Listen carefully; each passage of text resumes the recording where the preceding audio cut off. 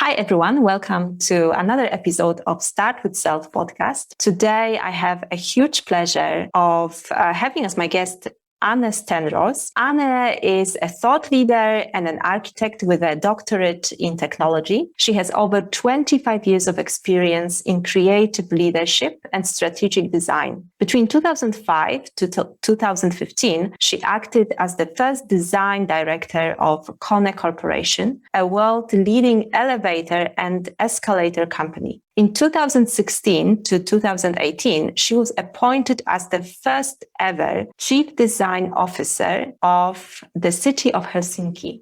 She has also had a professorship in creative leadership at the Aalto University. She has participated as an expert in many different EU forums, and she was the member of the World Design Capital WDC 2022 selection committee by World Design Organization WDO. Currently, she is speaking, lecturing, writing, mentoring, and catalyzing change. She's curious about the future of cities, architecture, and urbanism. She believes in collaboration, co-creation, and creative collective.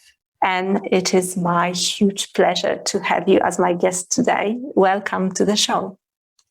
Thank you, Ola. The pleasure is mine too.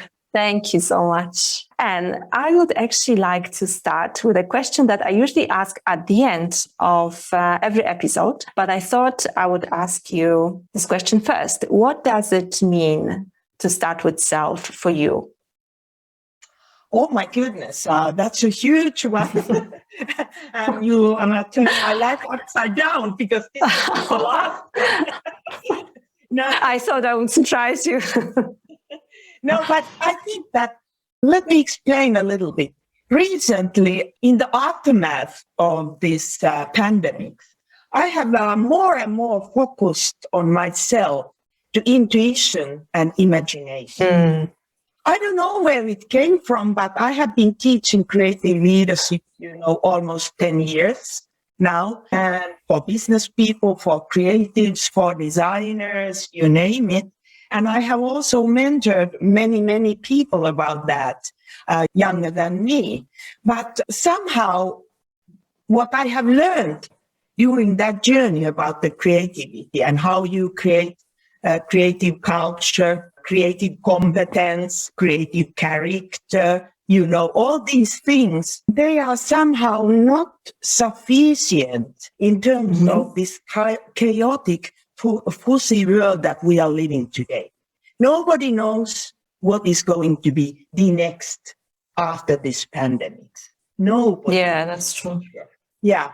So it's a kind of different world than we used to live, and different world to navigate. And I used to believe in processes, like we all things do here. We are very famous for our processes and the quality of the processes. And then I have thought about design thinking, for example. But now it all seems that there's no go with those processes anymore. They are too limited, too narrow. And if you follow the steps, you might end to somewhere that is not a good place, so to speak. So I started to think about how to navigate. I have been saying, so I know that you have to navigate with some kind of tools.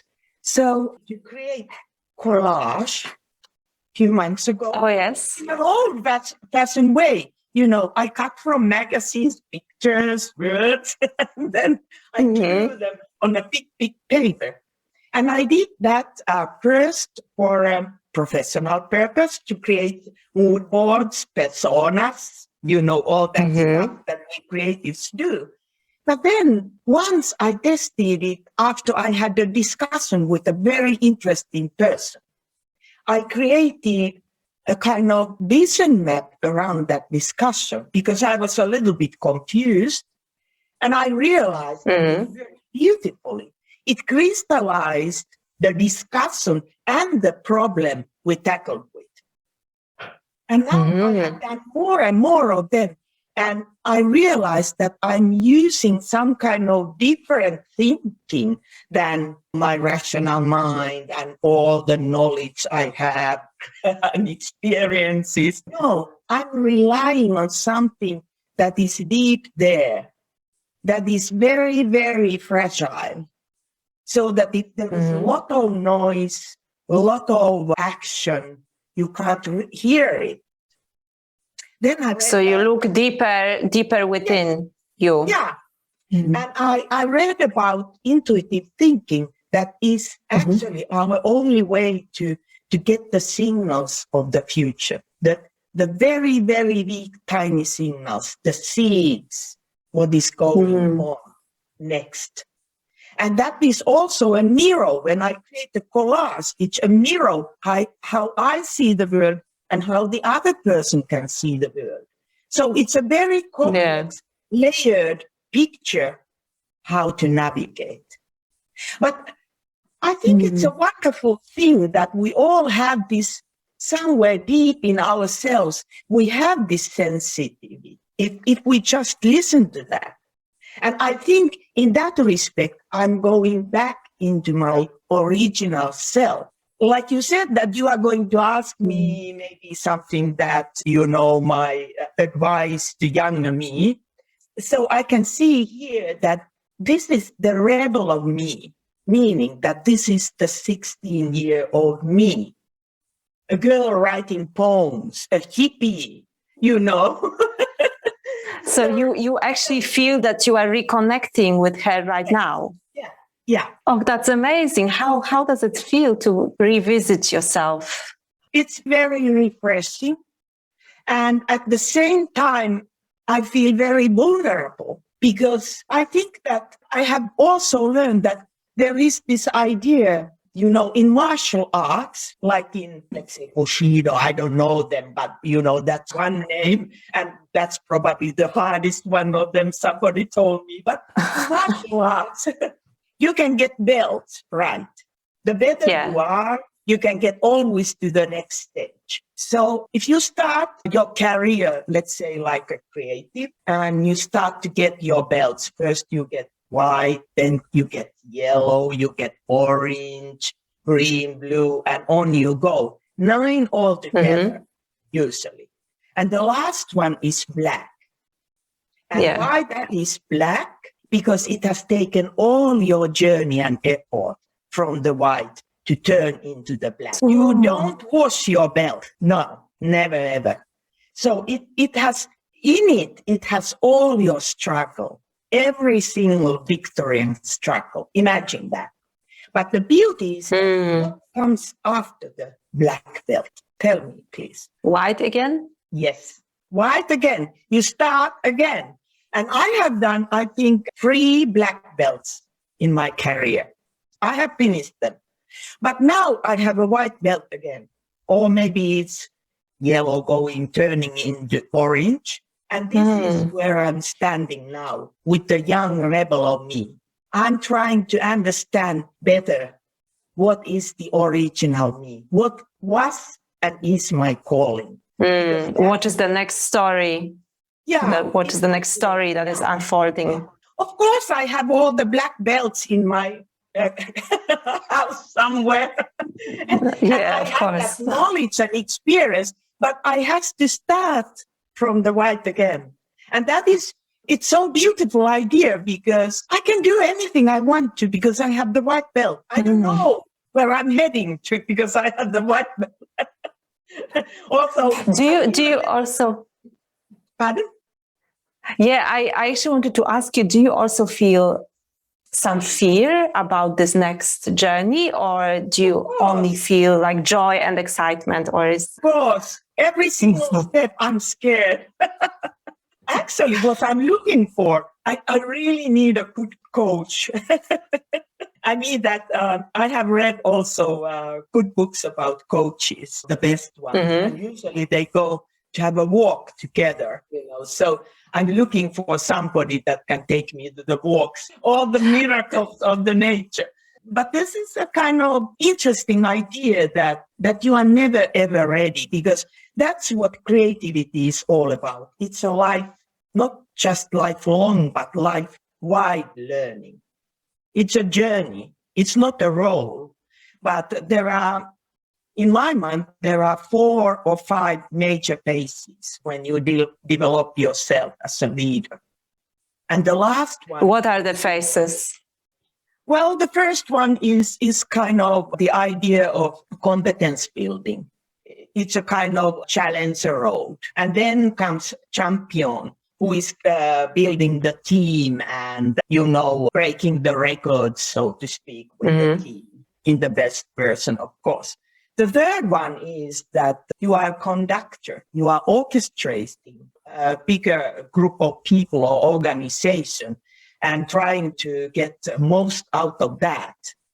And then the fourth one is that you become a composer. You start to create your own music, so to speak. You build your character and legacy. And the fifth one is something like you become a good mother tree, a listener. You share. You just read my mind, because I wanted to ask you, when do you become, if ever, a mother tree? And do you see yourself as a mother tree? Well, I think I have my orange belt in that journey. Not bad. Still a long way to go, but I have started my journey to become a mother tree or hub tree. Maybe we have to explain here a little bit for the audience. Yes, if you can say a few sentences about this. There is a beautiful book that has been recently published by ecologist or forest ecologist Susan Simard, namely Finding the Mother Tree.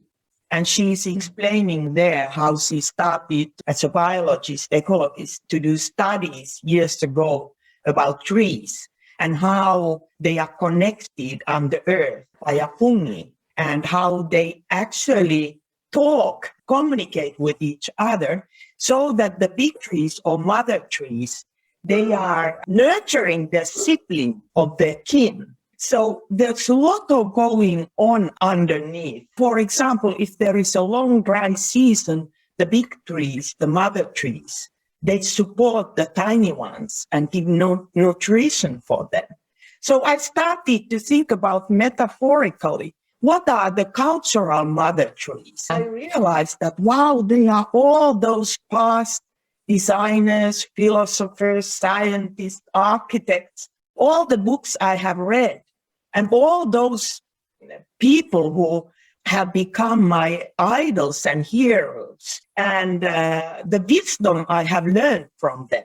And then I realized, wow, I would love to become a mother tree so that I can continue this free flow of wisdom and understanding on my behalf, if I have any, but meaning that there is this constant flow if we start to listen to that.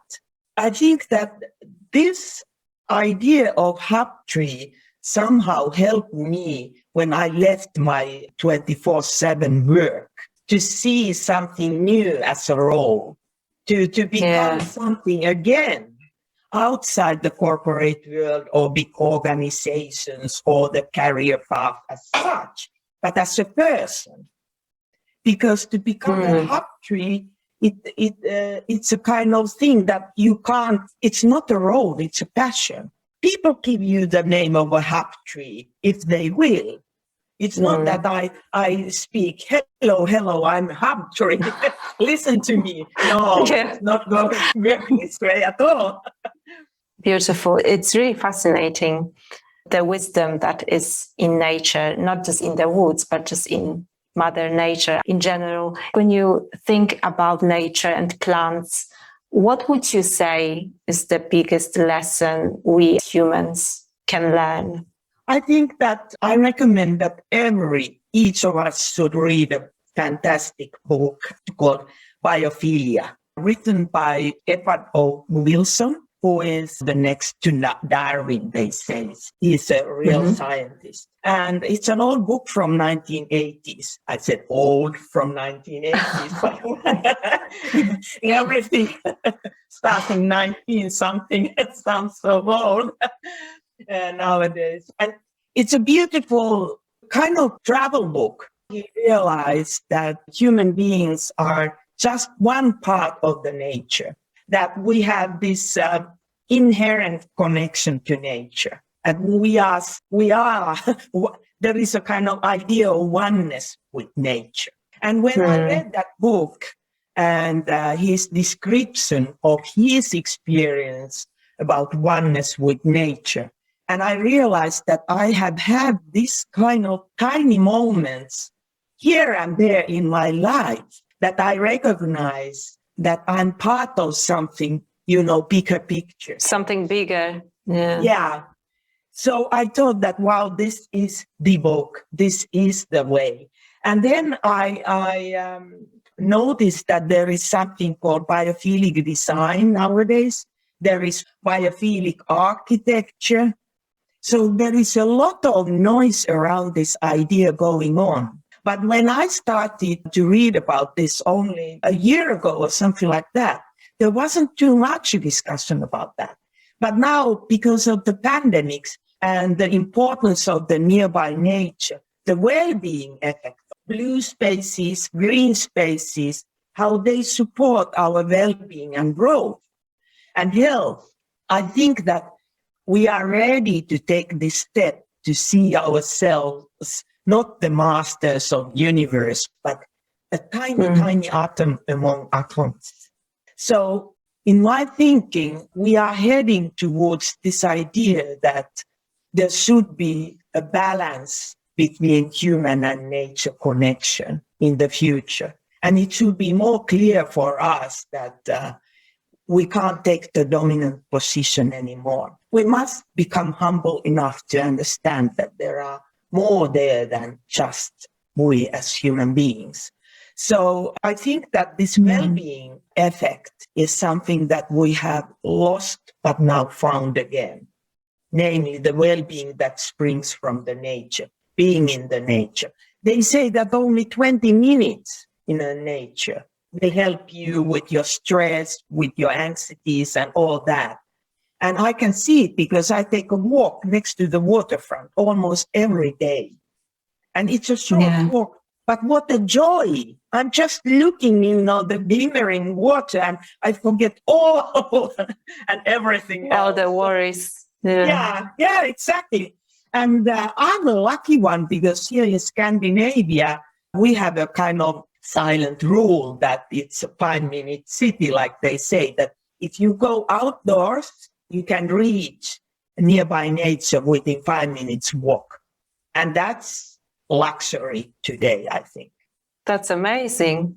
Lovely. So what you said actually made me think of what you said earlier, that you are going through this phase of looking within more and reconnecting to your 16-year-old self. Maybe that's the phase that the whole humanity is going through, to be kind of forced to look within more and to see that actually we are not only individuals that just can conquer the world, but we are part of much bigger ecosystem and much bigger planet. And there's only one planet that we have. So do you feel that it is some kind of phase and some kind of lesson for us as humans to just look within and see that we are all one? I think you put it in a beautiful way, because I see this kind of momentum that we really have to face the mirror, what we have been, what we have done. We have crises, several crises. We have the climate crisis. We have the pandemic crisis of health crisis. We have social crisis. We have all the way crises. And technologies are not going to solve all of them. Technology, it's a good tool, but it's not an end itself. But we humans, we somehow have to solve these problems. And the thing is that I have been recently discussed with quite many 50-plus men somehow, in a leadership position. And they have shown their resistance towards the status quo and those values and that journey that they have been doing. And I have realized by myself that maybe, I didn't dare to tell them, but maybe for their 16-year rebel too, something original that they have lost during their journey and with the speed that they have been doing their career and all that. And one of them, actually, he is from Poland. Oh, really? Yeah, a CEO of a big company. He contacted me and said, listen, Anne, I want to do a legacy project. And I said, wow, that is something. And he said, yeah, I want to give back because I have got so much. Wow. I want to give back to my hometown. And it's a small town in Poland, but he wants to give back. And I said, yes, I will help you if I can. And now we are discussing about the project that will be funded by a foundation that he has established there and so on and so on. But I think that this momentum is looking for each and all of us to see that what is important, what is valuable, not just, money-wise or career-wise or, in a big scale, but what kind of legacy I'm going to leave, what kind of history message there is after me. So I think that these men, they have realized that there is a kind of gap somewhere, what they have reached. Professionally, they have done it all. But meanwhile, they have the tiny small boy somewhere there that is looking around and being afraid of what should I do next. It's a beautiful, beautiful thing that these people, that they dare to face somehow. They don't know where they are heading. And I'm explaining them, okay, I have a white belt too. Join the forces. We are many here. So we try to understand what's going on next. And like you said, that if we are more, if there's an ecosystem, we are going to have power to push things forward. Like this CEO, he understood that he can't do it alone. So he's collecting good people around him, like-minded people, to support his idea and make it happen in the end. Maybe you need to introduce us. I would love to speak to him. Yeah, you should. That's a very, very good idea, Ona. You should definitely discuss with him and ask him to your podcast because he's very, very businesslike and, very busy. But at the same time, he's talking about magic. Can you imagine that kind of power person talking about magic like a little boy? What is my next magic moment? I love it. I love magic, definitely. We all can have these magic moments. Magic moments. And also, actually, you moved beautifully to the topic of moments. In our first conversation, we talked about ma moments. I found this concept very beautiful. Could you say a few things about ma moments to our listeners? Well, this is also related to this hectic world and busy bees that we have all been forward, and all the demands of excellence and being grand and great and whatever the first one. And I started to think about that there must be something else too, because people are so exhausted and we have this crisis going on. People are really exhausted. And the pandemic also revealed the feeling that was underneath there. So now there is, one can say, an outbreak of tiredness among all of us.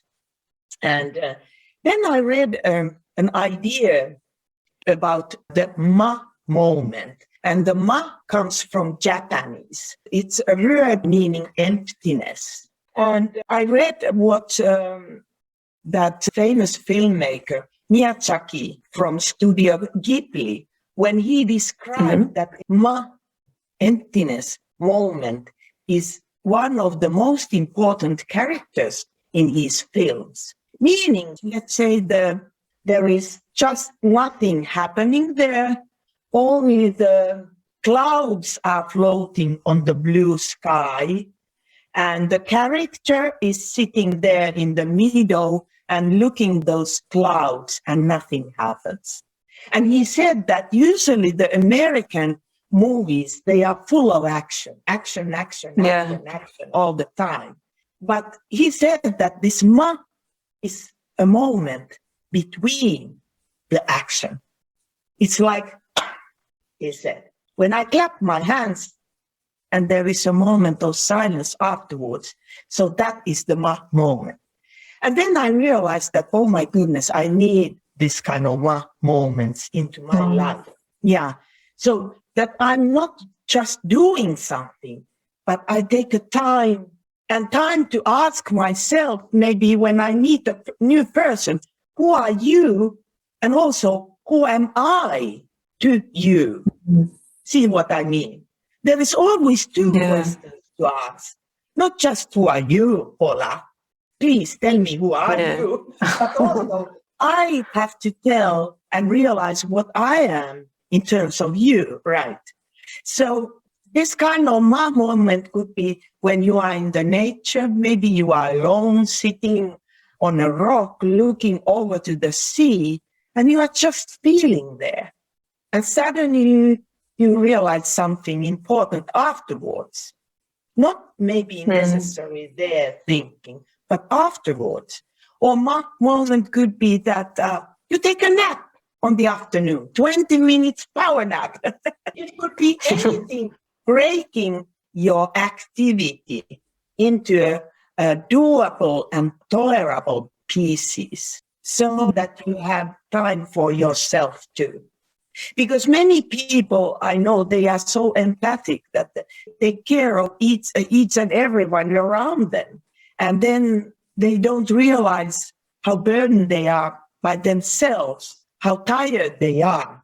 And in those people, they need their moment. Put some boundaries and keep time for yourself so that you are not lost. And it's so easy when you are facing trouble sometimes that you put all your effort into action. You sort of push away the things that you are worried about, the things that you are afraid about. You push them somewhere behind and you just do and do and do. But okay, that's fine for some time, but then comes a kind of reality check that you really have to take your time. Yeah. And like Miyazaki said beautifully, that this moment is as important as the action part, or could be even more important. And that's the same in the music too. The pause is as important as the musical part. And when you are talking, if you take a pause, well, the audience, they focus on what will come next. We all need moments and miracle moments. Miracle moments. When was the last time you experienced miracle moment in your life? Oh, well, I think it was because we have a small family gathering, and it has been such a long time. We couldn't see each other. There were my 90-plus parents, you know, and my brother's family and my cousins. Not a big group, but we were laughing. And we were, you know, talking. And enjoying. Listening. Yeah, enjoying our time. So it was a small miracle moment for me. Yeah, I treasure it. Yeah. Wonderful. And do you think that those moments help us to get in touch with our creativity? I must say that I struggle a little bit with creativity, and I wanted to ask you, since you teach creative leadership, how can we tap into creativity more? Because I have this feeling sometimes that it's there and that it's like almost reaching the surface, that I will express it somehow. But then sometimes I feel that there's something on top that is blocking it and I just cannot access it. And it is a bit frustrating sometimes. So for anyone who maybe also has this problem, what advice would you give? Well, I think that this is a kind of butterfly moment. what you described. Another moment. Mm-hmm. On caterpillar moment, it's not ready. You can't force it. I know when I'm writing an article and I try to figure out to create a concept out of something. And then it takes weeks and I'm writing and I don't feel that it's not there. It's not right. I try to draw. It's not there. I make a collage. It's not yet there. And I get so frustrated. But then usually I go to a walk. And suddenly the rhythm of walking will ease it. And when I come back, I know what I'm going to do next. Maybe that's not the final phase, but I know what to do next. But the thing is that this butterfly thing is that you can't force it because it takes its own time to develop from a caterpillar to a flying one. Into a butterfly. Yeah, there is.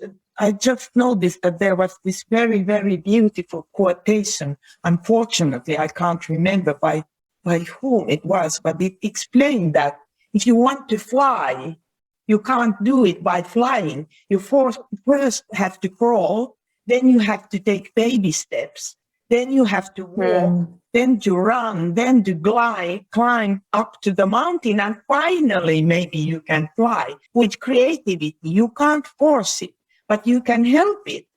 And if you are blocked, usually take a walk, that's a moment too, or any kind of exercise. Just let it be for a while, and it will come back. And when I wrote this last article that I sent you, I noticed that there is this caterpillar that you create yourself again and again, and the butterfly is actually quite the same. Like I was reflecting 40 years ago when I started as a young architect, and I was thinking the very same thoughts than today. It was quite an odd feeling, but then I realized that, well, that was already the rebel me, and it's still there. Good, Anne. Go, girl, go. Sure. Yeah, come. In a way that I realized that I have been true to my true north or my lighthouse all my life, and I felt good about that. But there is also a very lovely story about this caterpillar on butterfly, a real story.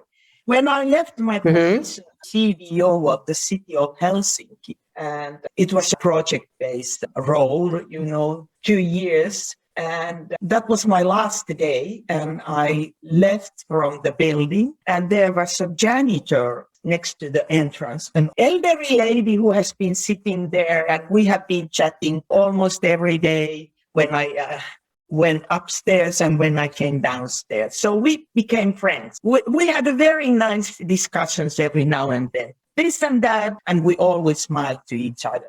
So she was one of the nicest person I met in the whole block, not just in the building, but whole block. When I left, she said that, "Oh, Anne, it's so pity that you are leaving." And I said, "Yeah, I feel so too, but what one can say, times they are changing." And then she said that, "Listen, could you come back next week? Because I have something for you." And I thought, okay, well, yeah, okay, then we don't say goodbye now. I will come back next week and pick whatever you are going to give me, and we say goodbye then. And guess what?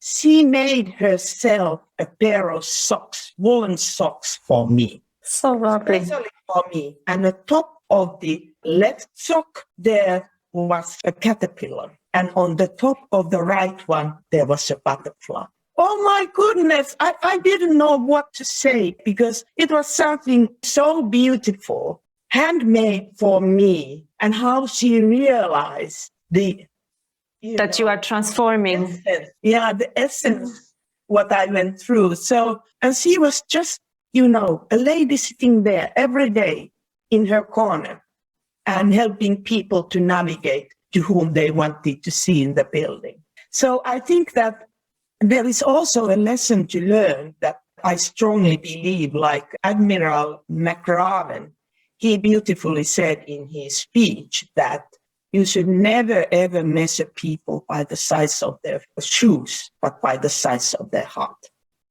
Beautiful. Yeah. And I think that saying this as having been a leader is something that, as I said, that I had to take my white belt again. And when I got these socks, it was the beginning of my next white belt, my caterpillar journey again. I think that when I mentioned that these men in high positions, 50 plus, with whom I have been discussed recently, they have realized also that there is something, another kind of path that they hasn't taken yet, that they are still in their caterpillar phase, but they want to become a butterfly. So take your butterfly moment. It's somewhere there ahead. I feel I'm taking it. Definitely, I feel like I'm having a Ma moment for the last weeks. Anne, I would like to read one quote from this article that you shared with me before we met today, which is 50 years later. I think it's absolutely beautiful sentence about life, and it actually very well aligns with what we just said. So if you don't mind, I'll just read this one sentence. Please. Thank you. Growing among and under mother trees and filtering their wisdom from generations of doing and living well with nature is the flow of life, telling us that life itself is a constantly evolving force.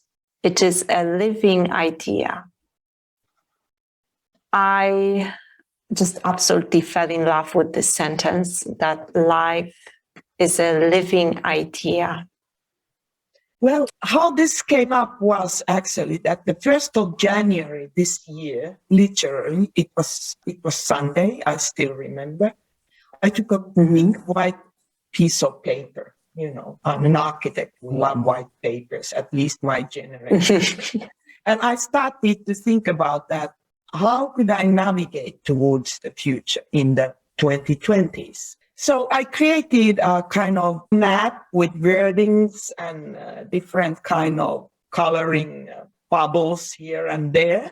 And what I put on the top of that in the end, I wrote a living idea.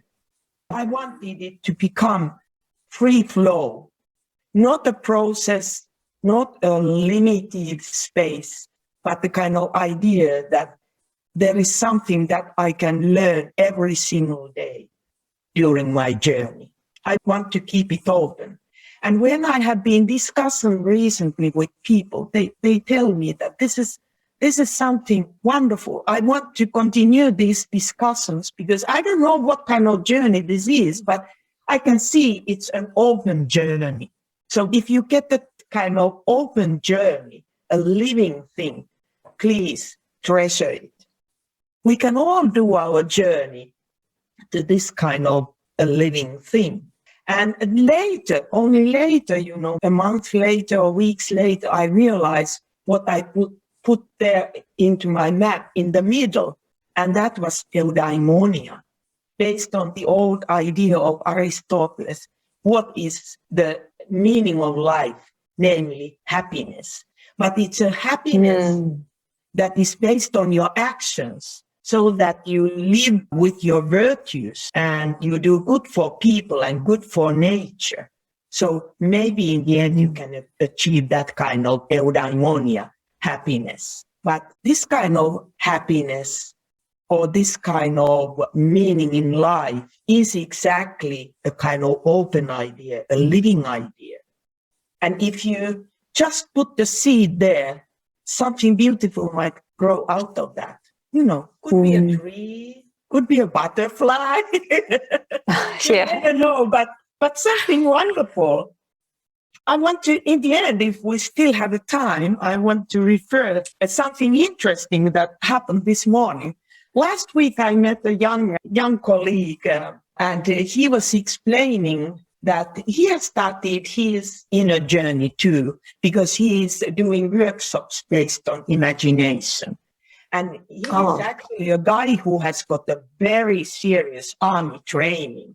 Consider that, all that everything on its place and commander kind of attitude. But now he's talking about imagination. And it was so wonderful. And we have a very lively discussion. And then this morning, he sent me a picture because his idea is that if we can read the everyday life with a different perspective, something beautiful comes out of that. So he's, let's say, taking pictures of trash and turning them into something magic. Literally, I mean that, his pictures are fantastic. They are a piece of art. And so this morning, he sent me a picture of, it was a kind of glass vase on the top of table, and there were flowers, random flowers, very ordinary, from their kitchen table, obviously, or something like that.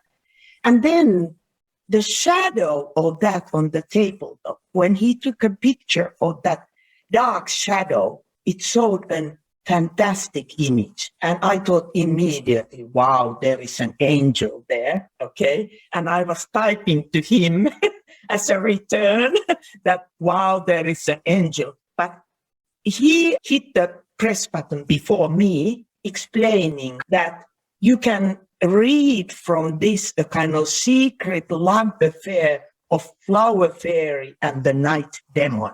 And I said, oh my goodness, wow. Your wording is far more accurate than mine. And then he said, no, when we look at this kind of things in the life, both are as accurate, your perspective and mine. But then, as an afterthought, I sent him a message saying that this is a beautiful example of the idea that we need both light and darkness. Because otherwise, if we don't have this, how should I say, this fight, there's no growth. Of course, it has to be in balance. But without darkness, perhaps we can't become, butterflies in the end, or flower fairies. So it's very interesting that when you deep dive into your insights, intuition, and ideals, all that unrational part of you, you have to deal with your demons too, the darkness. But you can have the how should I say, the fight could be graceful, meaning that like in martial arts, like that young friend of mine explained, like in martial arts, you respect your enemy every single time.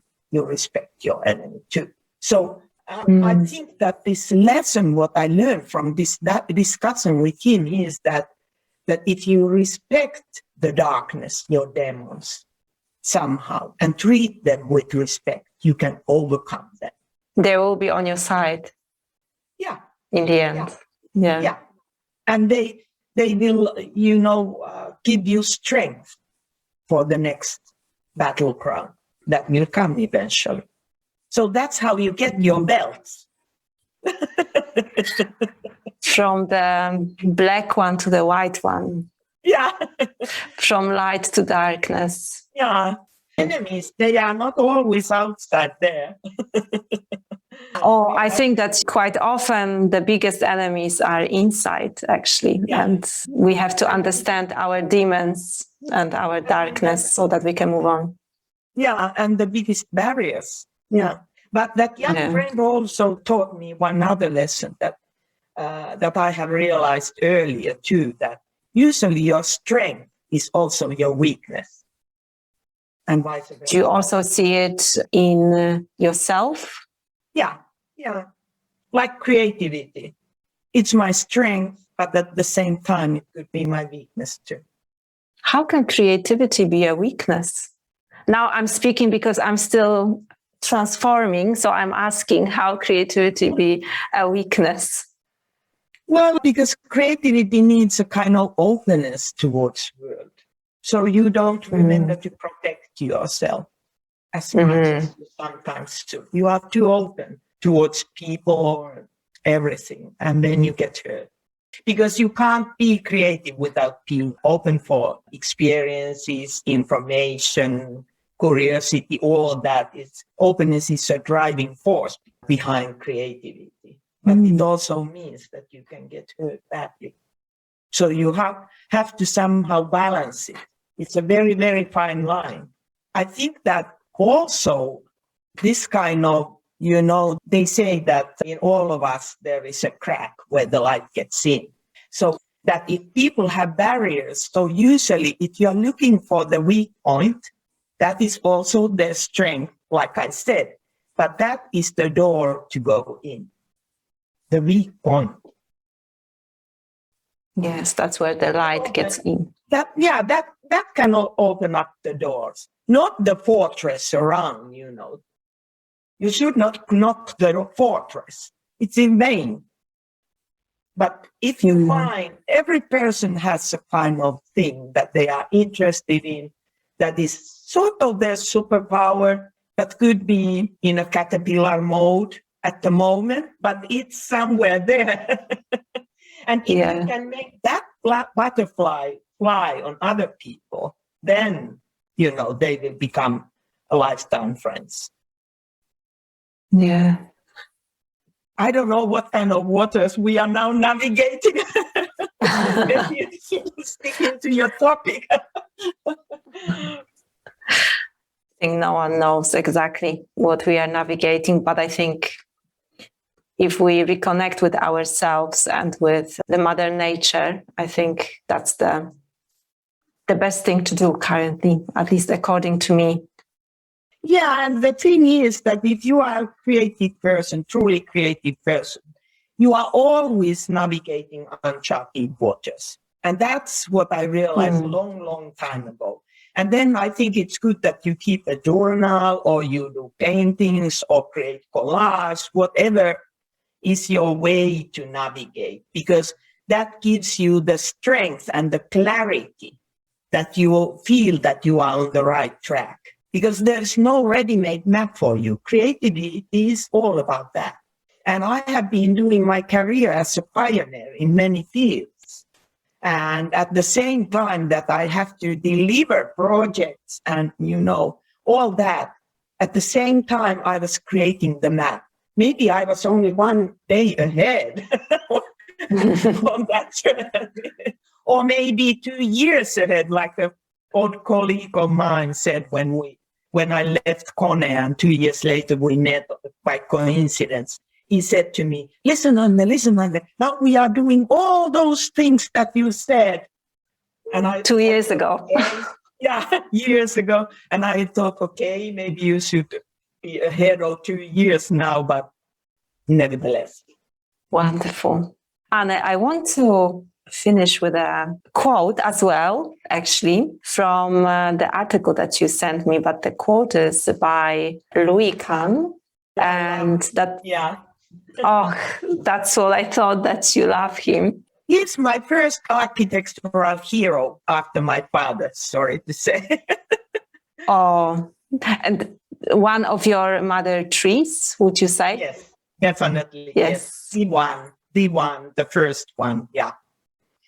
The first one. Yes, so the sentence I would like to read is, I believe that I do not really teach architecture, but that I teach myself.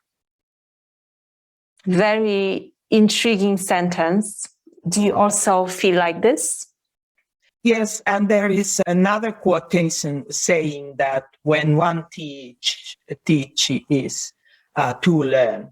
It's the very same thing. That's why I love teaching, because I think I learn more than the students all the time, because I have to deep dive into so many topics when I'm trying to explain. So definitely, yes, that's the way. So what are you teaching yourself currently? Good question. Well, to be a better person, how to get the next help in my background, of course. But, well, I think that there is a change what comes to the creative leadership. The set of values are changing strongly. And I'm struggling with, because I should give a course on creative leadership next spring. And now they want me to define, sort of to lock the syllabus of the course. And I hate it, because I know that this is a kind of living idea that I'm going to evolve it until next April when I'm going to deliver it. So I don't want to fix it because I think that there is so much going on, especially in terms of the authorship, because I think that we are going back to the idea of authorships. Who is going to take responsibility?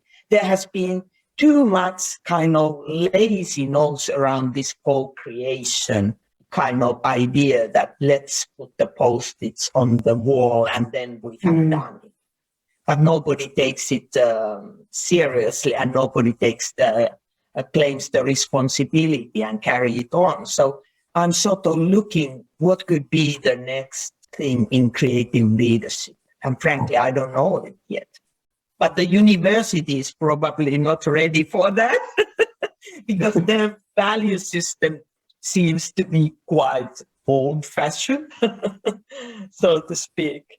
I think that we are living a momentum that our value system is going to change radically. There's a major transformation going on. And if I want to be relevant in the future as a teacher or a mother tree, I have to understand more. It's not, I can't repeat something that is fast or status quo or please people. No, when I was a creative leader, I never ever pleased anyone because I took it professionally. I have to say, sometimes I even went to tell our CEO that, listen, we are not doing the best we can, but within this time limit, we did our best, but next time we will improve it. And this kind of honesty pays back because he trusted on me. He gave me a lot of freedom to do things because I was honest professionally and otherwise too. But I need that somebody has to take the responsibility. I didn't go there and explain, yes, everything is good, everything is going well, blah, blah, blah, blah, blah, blah. No, it was my responsibility to tell him the truth, the plain truth. Anna, what is one message or one thought that you would like to share as a goodbye message for today with our listeners? Be yourself, be your true self, and find out that. And be also true to your, how should I say, northern star, like we here in Scandinavia, we are looking to the sky. But I think that the sailors, they have always trusted their true north because that is something that is still there, whatever happens. And then one more thing, that when I had very turbulent years a few years ago, I read the book by Admiral William McRaven, and it's a small, important book titled Make Your Bed, meaning that in the army, you have to make your bed in a very, very good manner every single morning. And he said that, no, it's not trivial, because if you want to change the world, you have to focus on details too. And he said that if you make your bed well in the morning, whatever happens during the day, when you come back home, something is there ready waiting for you, your well-made bed. So I thought that ever since I have done my bed early in the morning, and whatever happens, it's waiting me there calmly. Calmly. In the evening, no messy there. But literally it means that without focusing on small, tiny things, you can't change the world. So baby steps. That's what I learned when I was working with Chinese in Hong Kong in one moment of my career. Take baby steps. Thank you so much, Anna. I hope we will have part 2, and then you can tell us more about the Chinese in Hong Kong and their wisdom. We can finish with this cliffhanger for the second episode of our conversation. Thank you so much. It's been a huge pleasure. Thank you, Ola. It's always so inspiring to discuss with you. Yeah. This is a dialogue. We challenge each other in a good sense all the time. Yes. Embracing the living idea of life. Yeah. And life keeps going on. Yeah. Thank you so much, Anna. And thank you to everyone listening. Please remember to subscribe to the podcast and to share this episode. And until next time.